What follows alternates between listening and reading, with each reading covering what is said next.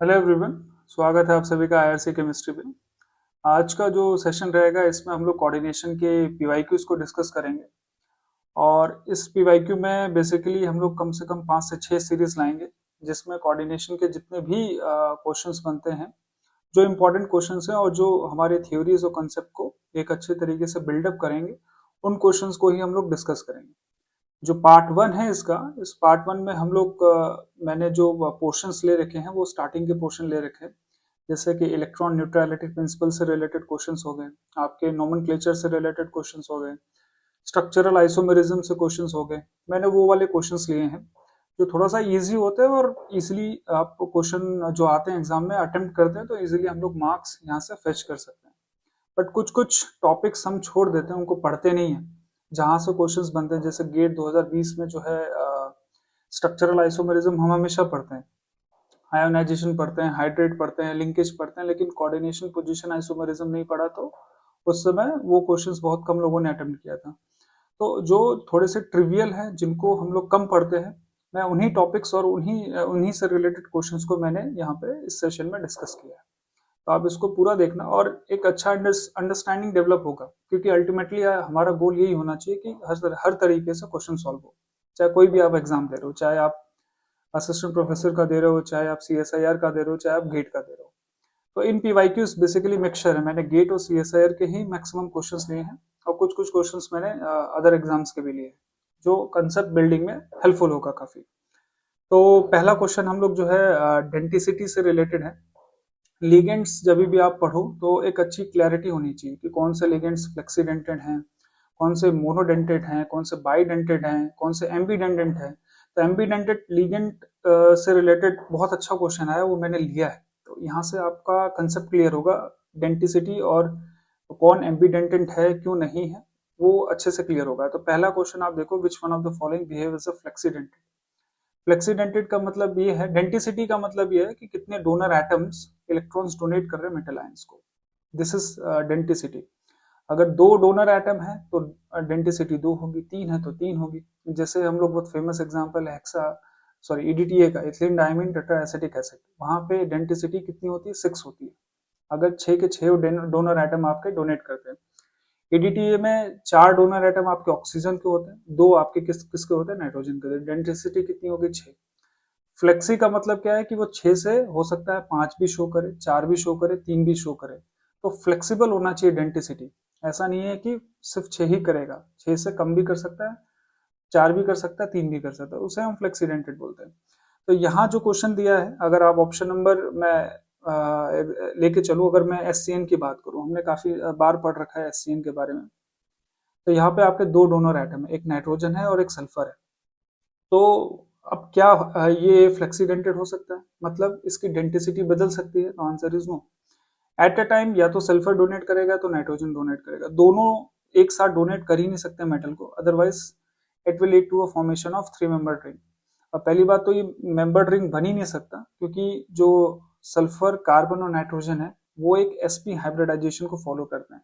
So it is a linear structure. तो linear structure कभी भी यहाँ पे फ्लेक्सीडेंटेड नहीं शो कर सकता। तो SCN is a monodentate ligand. और ज्यादा अगर अच्छे से बोले तो ये एक एम्बीडेंटेड लिगेंड है, जिसके बारे में आगे चर्चा करेंगे। अगर OH की बात करूं तो OH भी आपका जो है एक ही डेंटिसिटी शो करेगा एट अ टाइम। ठीक है, OH में सिर्फ और सिर्फ ऑक्सीजन डोनेट करेगा, which is a pi donor. और CNO की अगर मैं बात करूं तो यहाँ पे भी आपके 2 डोनर डिफरेंट साइट हैं, एक कार्बन है और एक ऑक्सीजन। तो एट अ टाइम दोनों में से कोई एक ही डोनेट करेगा। तो इस केस में भी ये फ्लेक्सीडेंटेड नहीं है। फ्लेक्सीडेंटेड का मतलब है कि एक से ज्यादा डेंसिटी शो करना। तो SCN हो गया, OH हो गया, CNO हो गया, इन तीनों ही केस में एट अ टाइम कोई एक ही डोनेट करेगा, तो वो फ्लेक्सिबल डेंसिटी नहीं रख सकता। अब बात आती है NO3 माइनस की। This is a special example. NO3 के केस में हम जितने भी एग्जांपल्स पढ़ते हैं, तो आप ये ध्यान रखना कि अगर आपके लेंथेनाइड वाले मेटल्स आते हैं, हेवियर मेटल्स आते हैं, जब फॉर एग्जांपल सीरियम, और अगर आपके लोअर ट्रांजिशन एलिमेंट्स आते हैं, जैसे 3D सीरीज के अगर मेटल्स आते हैं, 3D सीरीज मेटल आयंस,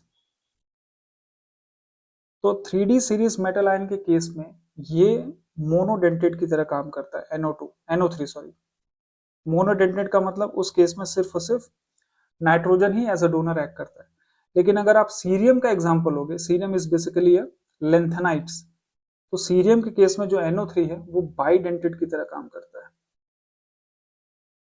तो बेसिकली जो नाइट्रेट आयन है वो एज अ फ्लेक्सीडेंटेड लिगेंड की तरह काम करता है, because it can shows both denticity 1 and denticity 2। इसका एग्जांपल क्या है कि अगर आपको लेंथेनाइड वाले सीरीज के मेटल्स अगर मिलते हैं और वहां पे अगर आपको नाइट्रेट मिलता है तो it will act as a bidentate. इसका एक बहुत ही अच्छा एग्जांपल है सीरियम के साथ NO3 का होल 6 2 माइनस। और इस केस में जो आपका सीरियम है वो +4 ऑक्सीडेशन स्टेट में है, ठीक है। और +4 ऑक्सीडेशन स्टेट में यहाँ पे बहुत बार सवाल पूछा गया है कि सीरियम का कोऑर्डिनेशन नंबर क्या है, और ये CSIR का भी सवाल आ चुका है। तो दोनों दो अलग अलग सवाल ना लेके मैंने एक ही सवाल लिया जिससे आपका वो क्वेश्चन भी कवर हो जाए। तो सीरियम के केस में इसका जो कोऑर्डिनेशन नंबर होता है 12 होता है, बिकॉज एक नाइट्रोजन एटम सॉरी एक NO3 में नाइट्रोजन और ऑक्सीजन दोनों ही एज अ डोनर एक्ट करते हैं, इसलिए इसका कोऑर्डिनेशन नंबर यहाँ पे 12 होता है। और अगर मैं कोबाल्ट का एग्जांपल ले लूं और NO3 6 ले लूं और यहाँ पे 3 माइनस, तो इसका ऑक्सीडेशन स्टेट कोबाल्ट का क्या होगा, +3 होगा। तो इस केस में ये मोनोडेंटेट की तरह काम करेगा और इसका कोऑर्डिनेशन नंबर होगा 6। तो सवाल यही पूछा हुआ था, दो कॉम्प्लेक्स दिए थे, एक सीरियम का दिया था, एक कोबाल्ट का, और कोऑर्डिनेशन नंबर पूछा था। तो जब भी NO3 आए तो आपको ध्यान रखना है कि NO3 will act as a bidentate in case of cerium and act as a monodentate in case of cobalt. तो दिस इज इंपॉर्टेंट। अब हम आ जाते हैं दूसरे सवाल पे। दूसरा सवाल है भी इसी से रिलेटेड है। इसमें आपको दो कॉम्प्लेक्स दे रखे हैं, एक में है SCN और एक में है NCS, दूसरे में ONO और NO2। तो आपको देख के ये लग रहा होगा कि यहाँ पे जो मेटल के साथ लिंकेज है वो चेंज है। पहले एग्जांपल में सल्फर लिंकेज है, दूसरे एग्जांपल में नाइट्रोजन का लिंकेज है। तो बेसिकली लिगेंड सेम है, बस लिगेंड का जो लिंकेज है वो अलग अलग है। तो आपको 3 इक्विलिब्रियम कांस्टेंट दिए और तीनों का वैल्यू पूछा है कि ऑर्डर पूछा है कि सबसे ज्यादा कौन होगा। तो ऐसे सवाल में आपको ये ध्यान रखना है कि एम्बीडेंटेड लिगेंड बेसिकली होते क्या है। तो एम्बीडेंटेड लिगेंड आपको क्लैरिटी होनी चाहिए। एम्बीडेंटेड एम्बीडेंटेड होने के लिए सबसे पहले तो वो मोनोडेंटेड होना चाहिए। मोनोडेंटेड का मतलब एट अ टाइम कोई एक ही मेटल को इलेक्ट्रॉन डेंसिटी डोनेट करेगा, और जो डोनेट करेगा वहां पे दो डिफरेंट डोनर साइट होने चाहिए, 2 डिफरेंट डोनर साइट, ठीक है। 2 डिफरेंट डोनर साइट होने चाहिए और दोनों ही ऐसे होने चाहिए, मतलब उनका जो स्ट्रक्चरल कॉन्फ़िगरेशन ऐसा होना चाहिए कि एट अ टाइम कोई एक ही डोनेट करे। ऐसा ना हो कि दोनों डोनेट, अगर दोनों डोनेट करेंगे तो डेंसिटी उनकी क्या हो जाएगी, एक से ज्यादा हो जाएगी, तो वो एम्बीडेंटेड नहीं होगा। तो एम्बीडेंटेड होने के लिए मोनोडेंटेड होना बहुत जरूरी है। तो पहली कंडीशन मैंने ये डाल दी, मोनोडेंटेड का मतलब 2 डिफरेंट डोनर साइट होने चाहिए और दोनों डिफरेंट डोनर साइट मोनोडेंटेड होनी चाहिए। मोनोडेंटेड का मतलब एट ए टाइम कोई एक ही डोनेट करेगा, ठीक है। तो डोनेट, या ऐसे लिख लेते हैं इसको, eight a time only one donor atom, ठीक है। एट अ टाइम कोई एक ही डोनेट करे तो वो एम्बीडेंटेड की कैटेगरी में आता है। जैसे मैं एक एग्जांपल लेता हूँ, इथिलीन डाइमीन। इथिलीन डाइमीन के केस में क्या ये मोनोडेंटेड लिगेंड होगा? आंसर इज नो, बिकॉज पहली बात तो 2 डिफरेंट डोनर साइट नहीं है, और ये इथिलीन डाइमीन क्या है, यहाँ पे जो दोनों डोनर साइट है वो एट अ टाइम दोनों एक साथ डोनेट कर सकते हैं, तो ये एम्बीडेंटेड नहीं हो सकता। तो ऊपर वाले एग्जाम्पल में एम्बीडेंटेड के एग्जाम्पल ही दिए हुए हैं, जैसे SCN हो गया, CN हो गया और NO2 हो गया, ये सारे एग्जाम्पल एम्बीडेंटेड के हैं। एट अ टाइम कोई एक ही डोनेट करेगा। फॉर एग्जाम्पल इस वाले केस में या तो सल्फर एक ही टाइम पे डोनेट करेगा या तो नाइट्रोजन करेगा। CN के केस में या तो कार्बन करेगा या तो नाइट्रोजन करेगा। NO2 के केस में या तो N करेगा तो वो करेगा। अब कौन अच्छा डोनर एटम है और कौन खराब है, मतलब कौन अच्छे से डोनेट कर सकता है, ये इस बात पर डिपेंड करेगा कि इनके बीच में एनर्जी गैप कितना है। जैसे कि अगर हम SCN का एग्जाम्पल लेते हैं तो SCN के केस में S क्या है, लेस इलेक्ट्रोनेगेटिव है, और नाइट्रोजन क्या है, मोर इलेक्ट्रोनेगेटिव। नाइट्रोजन की एनर्जी क्या होगी, कम होगी। तो S और N के केस में जो एनर्जी गैप है वो बहुत ही कम है। अब हम जैसे ही किस पे आते हैं, NO2 पे आते हैं, तो NO2 के केस में ऑक्सीजन होगा ऊपर, सॉरी नीचे, क्योंकि oxygen is more electronegative. Energy gap O और N के बीच में और बढ़ जाता है। और जैसे ही आप C और N के केस में आते हैं तो यहाँ इलेक्ट्रोनेगेटिविटी डिफरेंस और ज्यादा हो जाता है, तो N और C के केस में एनर्जी गैप और बढ़ जाता है। तो यहाँ से बहुत इजीली आप समझ सकते हो कि होमो की एनर्जी जिसकी ज्यादा होगी वो एक अच्छा डोनर होगा। जैसे अगर मैं फर्स्ट केस की बात करूं तो एनर्जी गैप सल्फर और नाइट्रोजन की बहुत कम है, तो दोनों की होमो की एनर्जी क्या है, सिमिलर है। तो या तो ऑक्सीजन सॉरी या तो नाइट्रोजन डोनेट डोनेट करे या तो सल्फर डोनेट करे, ज्यादा डिफरेंस नहीं आएगा मेटल की कॉम्प्लेक्स में। लेकिन नाइट्रोजन और ऑक्सीजन के केस में बात करोगे तो nitrogen is a better donor as compare to the oxygen, because nitrogen का होमो का एनर्जी ज्यादा है, तो नाइट्रोजन एक अच्छा डोनर होगा। सी और एन के केस में अगर हम बात करें तो सी एक अच्छा डोनर होगा बिकॉज उसका होमो का एनर्जी ज्यादा है, तो it can easily donate a pair of electron to the metal d orbital, तो ये बेटर डोनर है, बेटर डोनर। ये क्या है, गुड, इसको मैं गुड की कैटेगरी में रखूंगा। और एस सी एन के केस में दोनों ही अच्छे डोनर हैं, act as a both act as a better donor, ये आपको ध्यान रखना है। तो अब आप इक्विलिब्रियम कांस्टेंट को अगर आप देखोगे तो पहले वाला जो K1 है, this is not that much higher value, क्योंकि दोनों का कंसिडरेशन मतलब लेफ्ट हैंड साइड और राइट हैंड साइड जो कंसेंट्रेशन होगा वो सिमिलर होगा, बहुत ज्यादा डिफरेंस नहीं होगा। लेकिन अगर मैं थर्ड केस की बात करता हूँ तो सी एन सी और सी एन, तो मेटल कॉम्प्लेक्स क्या करेगा, बहुत तेजी से राइट हैंड साइड में जाएगा और carbon as a donor atom choose करेगा मेटल, बिकॉज कार्बन की होमो की एनर्जी ज्यादा है और वो ज्यादा इलेक्ट्रॉन इजिली डोनेट कर सकता है मेटल को। तो K3 की वैल्यू क्या होती है, सबसे ज्यादा होती है, K3 is much greater than K2 and then K1। K1 की वैल्यू ज्यादा इसलिए नहीं होती क्योंकि लेफ्ट हैंड साइड और right hand side concentration balance रहता है, बिकॉज सल्फर एंड नाइट्रोजन की एनर्जी गैप क्या है, सिमिलर है, तो दोनों ही अच्छे डोनर की तरह एक्ट करते हैं। तो ये आपको ध्यान रखना है। एम्बीडेंटेड लिगेंड में बहुत अच्छा क्वेश्चन था कि एम्बीडेंटेड लिगेंड में दो डिफरेंट डोनर साइट होने चाहिए और वो मोनोडेंटेड होना चाहिए, दैट्स इट। और कौन अच्छा डोनर है कौन खराब डोनर है, ये इस बात पे डिपेंड करेगा कि होमो की एनर्जी ज्यादा किसकी है। तो ये एग्जाम्पल बहुत अच्छा है, अभी तक पूछा नहीं गया लेकिन मुझे लग रहा है कि गेट के एग्जाम में आने वाले साल में पूछा जाएगा। अब आते हैं नेक्स्ट क्वेश्चन पे। अगले जो दो तीन सवाल मैंने ले रखे हैं ये बेसिकली इलेक्ट्रॉन न्यूट्रलिटी प्रिंसिपल पे है। तो क्वेश्चन कराने से पहले थोड़ा सा जो थ्योरेटिकल पोर्शन है वो आपको पता हो तो ये सारे सवाल कर लोगे आप।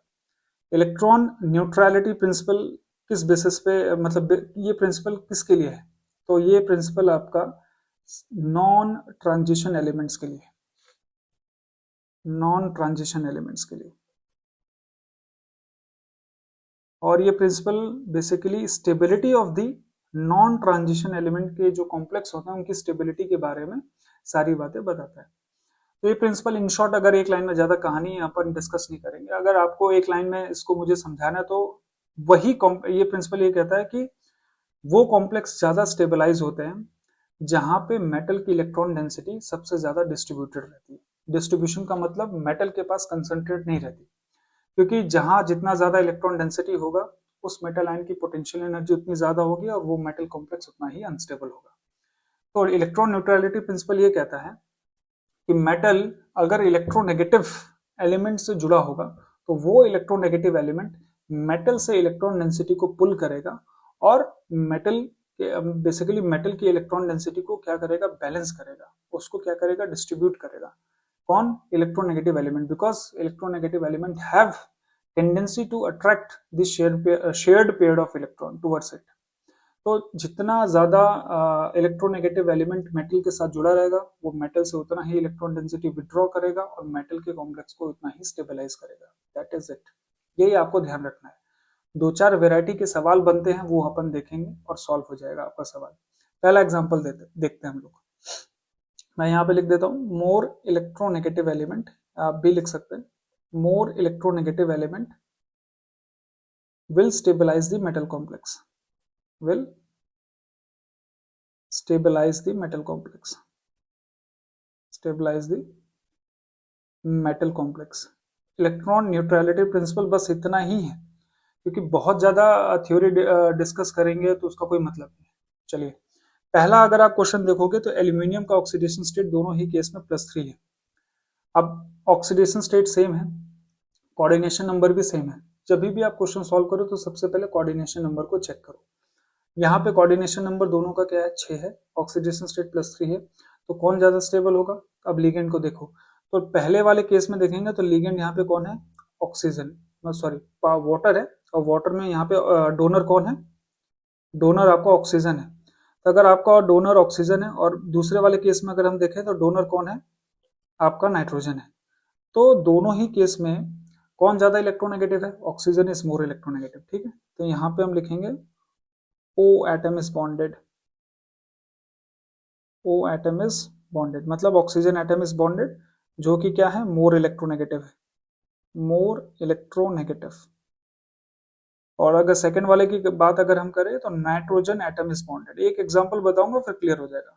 नाइट्रोजन एटम इज बॉन्डेड, अब यहाँ पे नाइट्रोजन एटम बॉन्डेड है विच इज लेस इलेक्ट्रोनेगेटिव, ये आपका क्या है, लेस इलेक्ट्रोनेगेटिव। तो मेटल से इलेक्ट्रॉन डेंसिटी कौन ज्यादा अच्छे से विड्रॉ करेगा, ऑक्सीजन या नाइट्रोजन, तो ऑक्सीजन करेगा। इसलिए जो आपका एल्यूमिनियम का एक्वा कॉम्प्लेक्स है वो ज्यादा स्टेबल होगा as compare to ammonia complex. यही सिंपल सा फंडा लगाना है कि जिस एलिमेंट की इलेक्ट्रोनेगेटिविटी ज्यादा होगी वो इलेक्ट्रॉन मेटल से ज्यादा विड्रॉ करेगा और कॉम्प्लेक्स को ज्यादा स्टेबलाइज करेगा। This is all about electron neutrality principle, और आपके सारे सवाल हो जाएंगे। आगे देखते हैं सोडियम, मैग्नीशियम और एल्यूमिनियम। अगर आप लेफ्ट से राइट जाते हैं तो यहाँ पे this is your first A B and C. अब यहाँ पे अगर हम देखें तो ऑक्सीडेशन स्टेट मेटल का चेंज है। यहाँ पे सोडियम के ऊपर +1 का चार्ज है, मैग्नीशियम के ऊपर +2 का चार्ज है और एल्यूमिनियम के ऊपर +3 का चार्ज है। तो अगर हम ए से बी से सी की तरफ जाते हैं तो लिगेंड भी सेम, तीनों में एक्वा कॉम्प्लेक्स है। तो इलेक्ट्रॉन डेंसिटी जहाँ पे सबसे कम होगी वो मेटल क्या होगा, सबसे ज्यादा स्टेबल होगा। तो एल्यूमिनियम का ऑक्सीडेशन स्टेट आप देखोगे सबसे ज्यादा है, तो वहां पे इलेक्ट्रॉन डेंसिटी सबसे कम होगी, तो वो कॉम्प्लेक्स सबसे ज्यादा स्टेबल होगा। तो C is more stable than B than A. इस तरीके से आपको क्वेश्चन को सॉल्व करना है, क्योंकि इलेक्ट्रॉन न्यूट्रलिटी प्रिंसिपल में हमें यही देखना है कि मेटल का जो इलेक्ट्रॉन डेंसिटी है वो सबसे कम कहाँ पे है।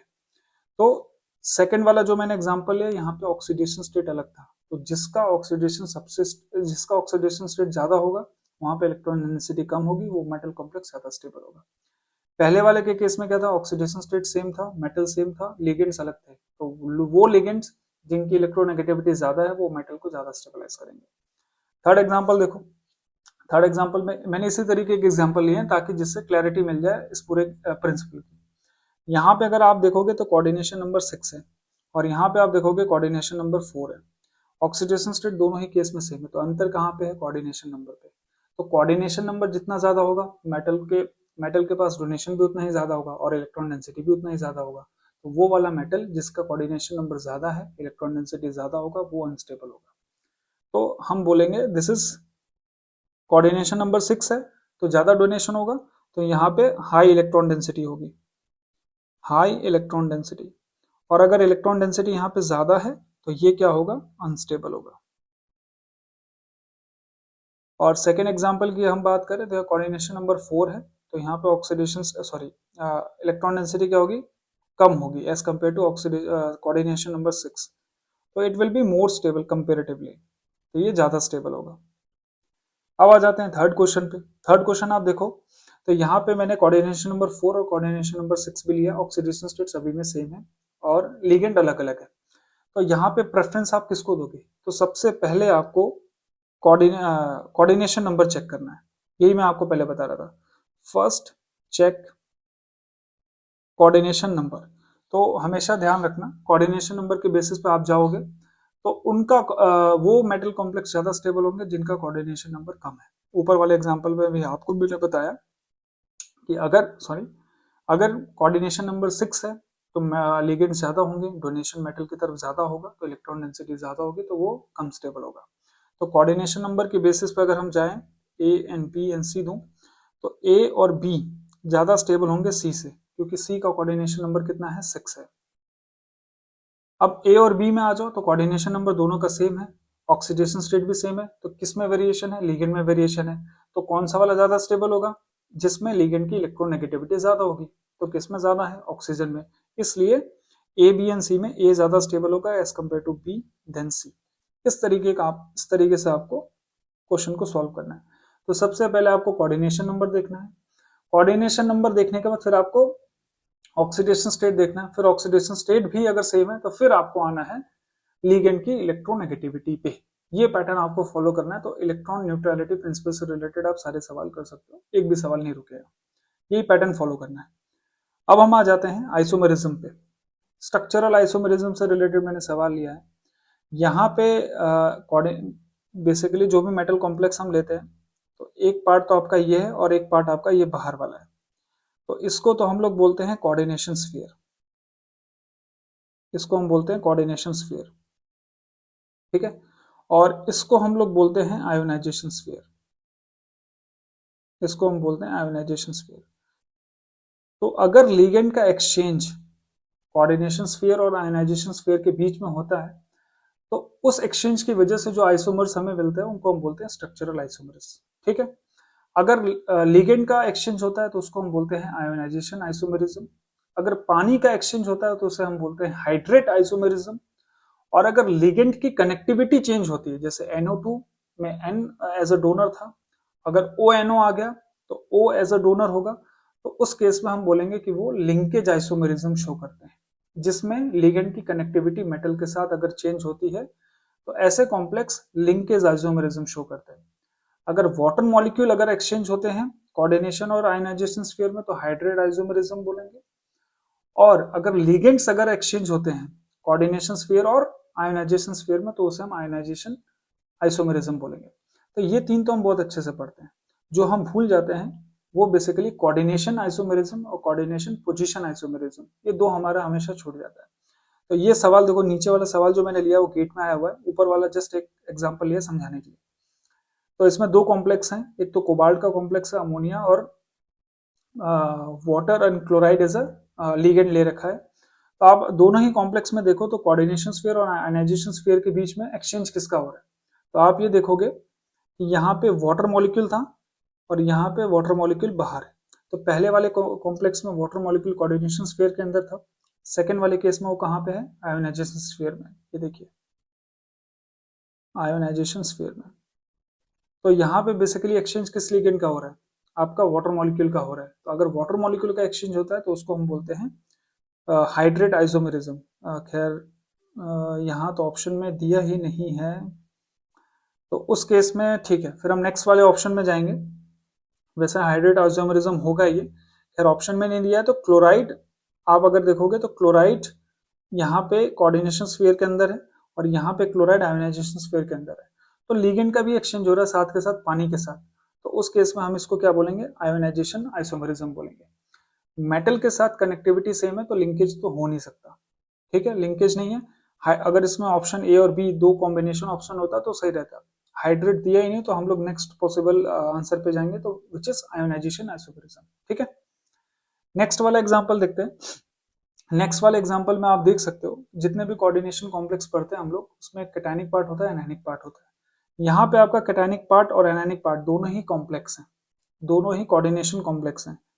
तो कैटायनिक पार्ट यहाँ पे कौन है, ये वाला है कॉपर, कॉपर का कॉम्प्लेक्स, ये आपका कैटायनिक पार्ट है। और ये आपका क्या है, एनायनिक पार्ट।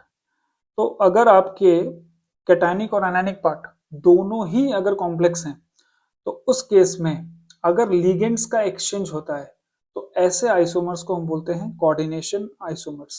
ये आप ध्यान रखना, ये गेट में आ चुका है सवाल।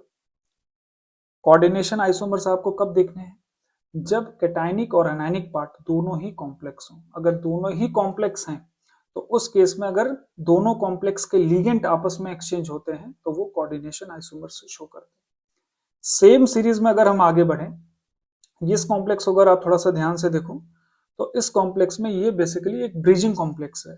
तो ब्रिजिंग कॉम्प्लेक्स में आपको क्या ध्यान देना है, ये रहा ब्रिजिंग कॉम्प्लेक्स।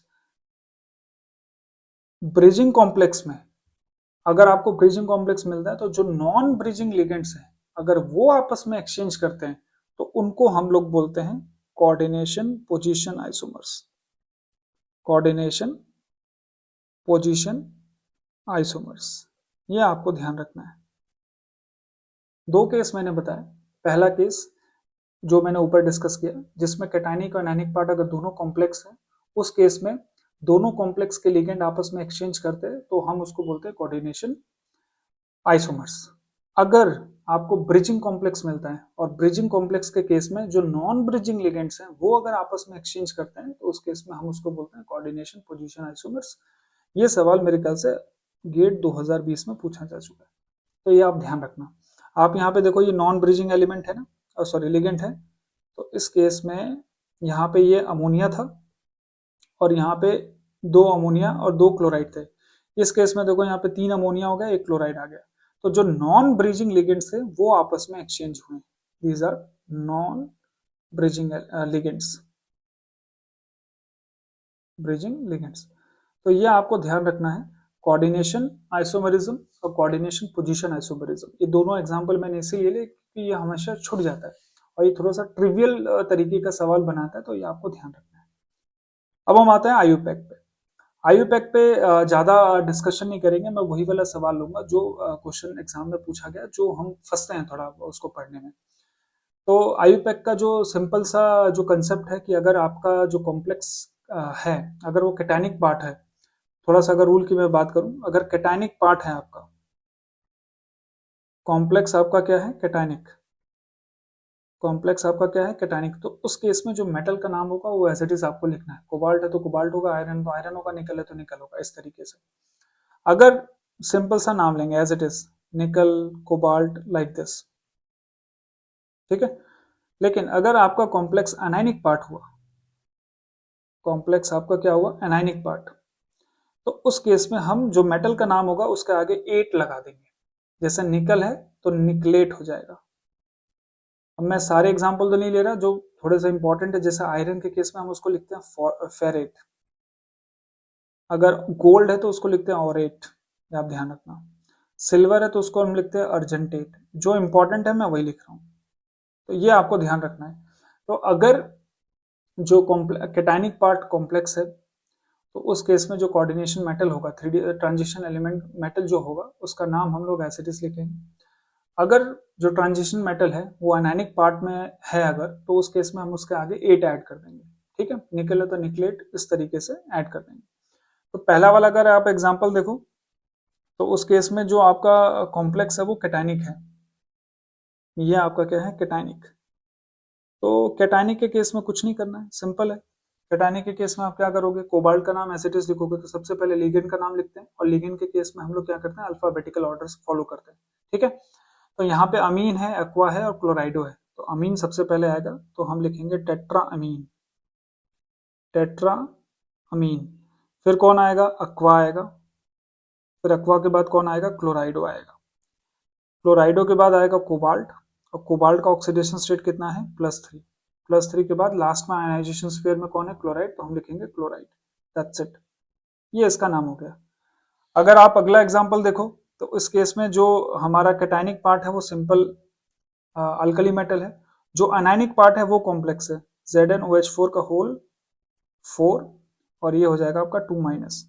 तो इस केस में हम मेटल का नाम लिखेंगे जिंकेट। तो सबसे पहले क्या आएगा लिगेंड, उससे पहले कैटायनिक पार्ट क्या है पोटेशियम, तो हमने मेटल का नाम एज इट इज लिखा पोटेशियम। फिर उसके बाद आएगा टेट्रा हाइड्रोक्सिडो, टेट्रा हाइड्रोक्सिडो। फिर उसके बाद आएगा जिंकेट, और इसका ऑक्सीडेशन स्टेट कितना है +2, दैट्स इट। थर्ड मैंने एग्जांपल इसलिए लिया, यहाँ पे अगेन आपका जो कैटायनिक पार्ट है वो कॉम्प्लेक्स है, तो मेटल का नाम एज इट इज आएगा, पहले लिगेंड लिखोगे अल्फाबेटिकली ऑर्डर में, लास्ट में नाम लिखने के बाद आयन आएगा। आयन इसलिए आएगा क्योंकि यहाँ पे सिर्फ आपको कैटायनिक पार्ट दिया गया है। तो इसमें अब यहाँ पे क्लोराइड है और इथिलीन डायमीन है, तो सी पहले आता है, तो हम लिखेंगे डाई क्लोराइडो, हम लिखेंगे डाई क्लोराइडो, ठीक है। हम यहाँ पे लिखेंगे बिस इथिलीन डायमीन। इस तरीके के बाइडेंटेड और ट्राइडेंटेड लिगेंड जो होते हैं ना, उसके लिए हम बिस, ट्रिस, टेट्राकिस, इस तरीके से नॉमेनक्लेचर यूज करते हैं, इथिलीन डायमीन, ये आप ध्यान रखना। ये चीजें डिस्कस नहीं करता हूँ क्योंकि बेसिक है। बिस इथिलीन डायमीन, फिर आगे आएगा आपका कोबाल्ट, और ऑक्सीडेशन स्टेट उसका कितना है +3, और आगे हम लिखेंगे आयन, क्योंकि सिर्फ और सिर्फ मेटल आयन दिया गया।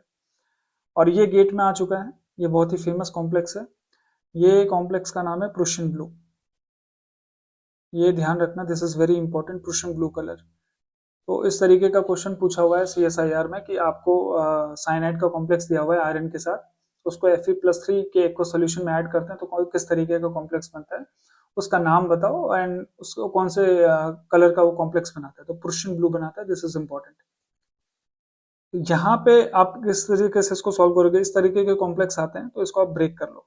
तो हम अगर इसको ब्रेक करेंगे तो आयरन के ऊपर +3 का चार्ज आएगा, और ये 4 है तो 4 इसके ऊपर एक नेगेटिव चार्ज लाएगा, FeCN6 4-, इस तरीके से हम ब्रेक करेंगे। तो अगेन आपका कैटायनिक पार्ट क्या है, सिंपल एक ट्रांजिशन मेटल है तो उसका नाम लिखेंगे आयरन, यहाँ पे हम लिखेंगे आयरन, और यहाँ पे ऑक्सीडेशन स्टेट उसका लिखेंगे 3। आप बोलोगे पोटेशियम के केस में नहीं लिखा, तो एज पर IUPAC अगर आपको अल्कली अल्कलाइन मेटल्स मिलते हैं तो वहां पे ऑक्सीडेशन स्टेट लिखने की जरूरत नहीं है, लेकिन अगर ट्रांजिशन एलिमेंट आता है तो वहां पे आप उसका ऑक्सीडेशन स्टेट भी साथ में लिखोगे। अब आपका जो एनायनिक पार्ट है वो सिंपल कॉम्प्लेक्स है, तो उसी तरीके से फॉलो होगा, हेक्सा साइनिडो, हेक्सा साइनिडो, और यहाँ पे ये अनायनिक पार्ट है तो हम लिखेंगे ferrate, ferrate +2 oxidation state, that's it. अगला सवाल, तो इस तरीके के सवाल आते हैं ना, AX एंड BY, तो इसको आपको पहले क्या करना, ब्रेक करना, लाइक दिस, x इंटू, नहीं स्टोकियोमेट्री की जरूरत नहीं है, A के ऊपर आपका y प्लस का चार्ज आएगा और B के ऊपर आपका x माइनस का चार्ज आएगा, इस तरीके से। तो आप फिर उसको क्या है, उसकी नेमिंग कर सकते हो, कोई दिक्कत नहीं आएगी। जैसे यहाँ पे 4 था, तो 4 क्या है, सेकेंड वाले कॉम्प्लेक्स के ऊपर 4- का चार्ज डेवलप करेगा, और 3 क्या है, +3 का चार्ज कैटायनिक पार्ट के ऊपर चार्ज डेवलप करेगा। अब ये जो अगला सवाल है, दिस इज वेरी इंपॉर्टेंट, ये गेट में भी पूछा जा चुका है, CSIR में भी पूछा जा चुका है, और अदर वेरियस एग्जाम्स में भी पूछे जा चुके हैं। अब यहाँ पे क्या है, फंसते किसमें है कि इसमें हम लोग इसको ब्रेक कैसे करें, क्योंकि यहाँ पे तो आपको कुछ दिया नहीं है। तो अभी ज्यादा समय लूंगा नहीं मैं इसमें। देखो यहाँ पे इस तरीके के अगर क्वेश्चंस आते हैं तो आपको ये ध्यान रखना है कि प्लेटिनम का स्टेबल ऑक्सीडेशन स्टेट कौन सा है, +2 +4 +3 +1, तो आंसर होगा +2 और +4। जो प्लेटिनम ऑक्सीडेशन स्टेट, जो फेवरेबल ऑक्सीडेशन स्टेट शो करता है वो +2 एंड +4 शो करता है। तो अगर मैं इसको 3 तरीके से तोड़ता हूं, अगर इसको सपोज करो मैं पहला पहला केस लेता हूं, एक ही केस डिस्कस करूंगा, फिर बाकी के क्वेश्चंस बहुत इजीली आप कर लोगे। यहाँ पे है, सॉरी ये 4 हो गया, यहाँ पे Cl2 हो गया, इसको मैं प्लस लेके इस तरीके से ब्रेक कर रहा हूँ, MpTCl4-। अगर मैं इसको इस तरीके से +1 +1 के कैटायनिक अनायनिक पार्ट में ब्रेक करता हूँ, तो इस केस में यहाँ पे प्लेटिनम का ऑक्सीडेशन स्टेट कितना होगा, यहाँ पे होगा +3 और यहाँ पे होगा +3, ठीक है। अगर मैं प्लेटिनम को +2 के चार्ज में अगर इसको तोड़ता हूँ लाइक दिस, इसको डुप्लीकेट कर लेते हैं। सपोज करो यहाँ पे आपने 2+ लिया, यहाँ पे 2- लिया, तो अगर आप इसका ऑक्सीडेशन स्टेट निकालोगे तो प्लेटिनम का आएगा +4 और यहाँ पे आएगा +2। यही सेम कॉम्प्लेक्स अगर मैं इसको +3 में तोड़ता हूँ, ठीक है, सारी पॉसिबिलिटीज हम देख रहे हैं, इसको अगर मैं, एक सेकेंड, +3 में अगर मैं इसको तोड़ता हूँ तो यहाँ पे आएगा +3 और यहाँ पे आएगा 3- लाइक दिस। तो इस केस में ऑक्सीडेशन स्टेट प्लेटिनम का कितना होगा, यहाँ पे होगा +5 और इस केस में होगा -4, उधर जाएगा तो यहाँ पे आ जाएगा +1, लाइक दिस।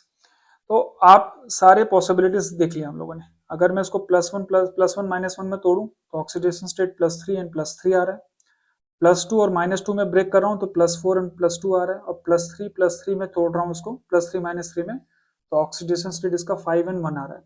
तो फेवरेबल कौन सा है, तो आप हमेशा ध्यान रखना प्लैटिनम के केस में उसका आप हमेशा जितने भी प्लैटिनम के स्क्वायर प्लेनर कॉम्प्लेक्स पढ़ते हैं हम लोग, उस केस में प्लैटिनम +2 या +4 में ही एग्जिस्ट करता है। So this is most favoured, this is most favoured, ठीक है। तो यही इसी तरीके से हम इस कॉम्प्लेक्स को ब्रेक करेंगे, और आगे आगे की नेमिंग बहुत ही सिमिलर है, कोई दिक्कत नहीं। This is not favoured, this is not favoured, ठीक है, ये भी फेवर्ड नहीं होगा, दिस इज नॉट फेवर्ड। तो ये आपको ध्यान रखना है, यही चीज मुझे एक्सप्लेन करना था, दिस इज वेरी इंपॉर्टेंट। तो प्लेटिनम का कोई भी कॉम्प्लेक्स आता है आपको तो कुछ नहीं, आंख बंद करके सीधा +2 एंड -2 में उसको ब्रेक करो, कैटायनिक पार्ट का अलग नेमिंग करो, अनायनिक पार्ट का अलग नेमिंग करो, जैसे हमने ऊपर डिस्कस किया, दैट्स इट। अब दूसरा कॉम्प्लेक्स देखो, ये मैंने लिया है सिल्वर का। अब सिल्वर का जो मोस्ट फेवरेबल ऑक्सीडेशन स्टेट रहता है वो रहता है +1, तो इसको हम क्या करेंगे, +1 में ब्रेक करेंगे और इसका नेमिंग कर लेंगे, सिंपल। तो आप इसको क्या करोगे, AgNH3 का होल ट्वाइस, और यहाँ पे आ गया प्लस, और ये रहा AgCN2 का होल ट्वाइस, ये हो गया माइनस। और कैटायनिक अनायनिक पार्ट का अगर कॉम्प्लेक्स आता है, कैटायनिक अनायनिक पार्ट, तो कैसे नेमिंग करते हो, ऊपर मैंने एग्जांपल लेके आपको एक्सप्लेन किया है। अगर कैटायनिक पार्ट है तो सिल्वर, हम सिल्वर यूज करेंगे, अनायनिक पार्ट है तो अर्जेंटेट यूज करेंगे, डाइअमीन अर्जेंटेट +1, दैट्स इट। फिर आगे डाइसाइनिडो अर्जेंटेट +1 ऑक्सीडेशन स्टेट। ठीक है, अब यहाँ पे सिल्वर के केस में आपको +1 -1 में ब्रेक करना है, क्योंकि जो फेवरेबल ऑक्सीडेशन स्टेट होता है सिल्वर का वो +1 होता है। अब यहाँ पे देखो, यहाँ पे भी फंसोगे, इसलिए मैंने एक्स्ट्रा एग्जांपल ले लिया, अभी तक आया नहीं एग्जाम में पर हो सकता है। क्रोमियम कोबाल्ट आए तो क्रोमियम कोबाल्ट में आप हमेशा ध्यान रखना क्रोमियम का oxidation state +3 is most stable, क्योंकि +3 में T2G जो होता है उसका हाफ फील्ड होता है, दैट इज वेरी स्टेबल। तो उस केस में याद करने का तरीका बता रहा हूँ कि क्रोमियम कोबाल्ट का कॉम्प्लेक्स आता है, तो क्रोमियम से आपको ध्यान रखना है कि उसको मुझे +3 में तोड़ना है। तो मैं क्या करूंगा, इस पूरे कॉम्प्लेक्स को +3 और -3 में ब्रेक कर दूंगा। ठीक है, NH3 6, तो ये हो जाएगा मेरा +3, और कोबाल्ट आयरन Fe6 ये हो जाएगा आपका -3। तो कोबाल्ट का ऑक्सीडेशन स्टेट भी क्या हो जाएगा, +3 हो जाएगा, और क्रोमियम का ऑक्सीडेशन स्टेट भी क्या हो जाएगा, +3 हो जाएगा। और सिंपल नेमिंग आपको फॉलो करनी है जो हमने ऊपर डिस्कस की। लास्ट क्वेश्चन मैंने निकल का भी ले लिया सो दैट कोई पॉसिबिलिटी बचे ही ना। तो निकल के केस में आपको पता है +2 oxidation is most stable oxidation state of the निकल। तो उस केस में हम क्या करेंगे, निकल को ब्रेक करेंगे +2 एंड -2 में। तो पहला वाला जो कॉम्प्लेक्स है उसमें ये +2 में ब्रेक होगा, और इसका जो काउंटर पार्ट एनायनिक पार्ट होगा वो -2 में ब्रेक होगा। जब ऐसा होगा तो यहाँ पे भी निकल का ऑक्सीडेशन स्टेट +2 है, और यहाँ पे भी निकल का ऑक्सीडेशन स्टेट +2 है। एनायनिक पार्ट में हम लोग निकलेट यूज करेंगे, कैटायनिक पार्ट में हम लोग निकल यूज करेंगे, तो बहुत इजीली आप इसका नेमिंग कर लोगे। तो आप यहाँ पे देखो निकलेट सिर्फ इसी में यूज हुआ है, ठीक है, थर्ड एंड फोर्थ ऑप्शन में, और यहाँ पे निकल यूज हुआ है। सेकंड फोर्थ ऑप्शन में देखोगे तो निकल का oxidation state 0, which is not possible, इसलिए हम बोलेंगे सी इज द आंसर। ठीक है, तो अगर इस तरीके से अनायनिक कैटायनिक पार्ट दोनों ही कॉम्प्लेक्स और उसका आयु पैक आता है तो वो हम भूल जाते हैं, उसको हम कवर नहीं करते। तो मैंने प्लेटिनम के माध्यम से आपको वो एक्सप्लेन किया और उससे रिलेटेड और एग्जांपल्स कराए। तो ये जो सेशन था बेसिकली पार्ट 1, जिसमें नोमेनक्लेचर, इलेक्ट्रॉन न्यूट्रलिटी और स्ट्रक्चरल आइसोमेरिज्म से अच्छे अच्छे क्वेश्चंस डिस्कस किए। ऐसे ही मैं कम से कम 5-6 सीरीज लाऊंगा जिसमें आपका कोऑर्डिनेशन का सारा पोर्शन कंप्लीट हो जाएगा। आप उठा के कितने भी सवाल कर लो, कोई भी सवाल आपका रुकेगा नहीं। नेक्स्ट हमारा जो रहेगा CFT, LFT, MOT, VBT, जितने भी थ्योरीज है ना रिएक्शन मैकेनिज्म के और स्ट्रक्चरल डिटर्मिनेशन पे कॉम्प्लेक्स के, वो हम डिस्कस करेंगे। उससे रिलेटेड मैं अच्छे अच्छे क्वेश्चंस लाऊंगा नेक्स्ट सेशन में। फिर उसके बाद एक्सपेक्ट्रा, स्पेक्ट्रा का कोई सवाल आपको बचेगा नहीं। ऐसे कर करके हम लोग पूरी कोऑर्डिनेशन खत्म कर देंगे with theory and PYQs। So this is all for this session. Thank you.